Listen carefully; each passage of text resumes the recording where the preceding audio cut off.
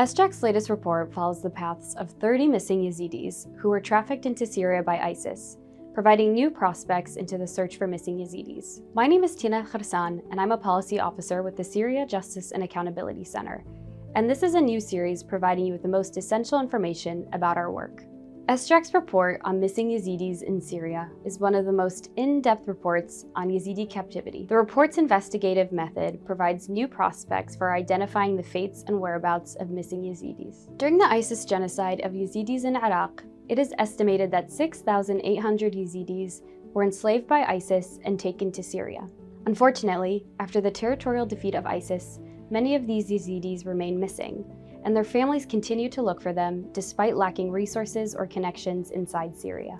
We interviewed 30 survivors of ISIS kidnapping who were trafficked from their homes in Sinjar, Iraq in 2014. The majority were taken to ISIS's capital in Raqqa, where they described being regularly abused by ISIS affiliates that kept women and young children as slaves.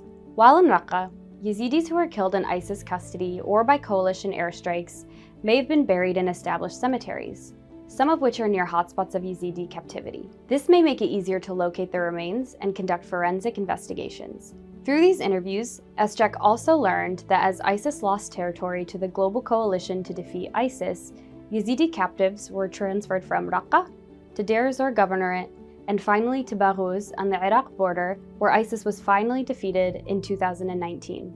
In Deir ez-Zor, as airstrikes became more common, some Yazidis that were killed in the strikes were buried in community-built cemeteries after their bodies were recovered from the rubble. They were often buried alongside their captors, which means that the remains are often considered commingled. This method of burial will require future forensic efforts to accurately and carefully separate the remains of Yazidis from ISIS affiliates. In Baghuz, the last stronghold of ISIS, future forensic efforts will be even more difficult, as Yazidis were often buried in makeshift graves. Unfortunately, these graves are hard to identify, and the entire area is littered with landmines and unexploded munitions. Future forensic efforts will require careful surveying of the land, only after experienced mine clearance teams have cleaned the area. Despite the defeat of ISIS, many Yazidis remain missing today. Our research established patterns of disappearance from 2014 to 2019, which can be used to trace the fates of those still missing today.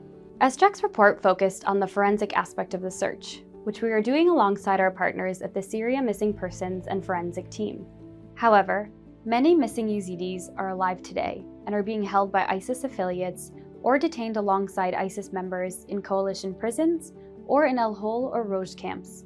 Without the ability or means to return safely home, Yazidis will continue to suffer from their persecution by ISIS long after the group has collapsed. To read our full report, visit our website at syriaaccountability.org.